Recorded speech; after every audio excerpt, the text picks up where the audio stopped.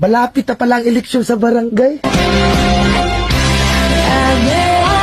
Marami na naman tayo makakasalubong na tao na bigla ka na lang ngingitian kapag nakita ka sa daanan.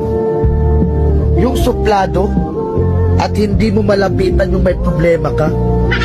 Tapos ngayon, sila na yung unang maglalambing sa'yo at babatiin ka. Wow!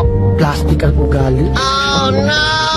Tatakbo ka ulit ng pagkakapitan at konsehal ng barangay nyo. Wow! Tapos wala naman kayong magandang nagawang proyekto sa barangay nyo.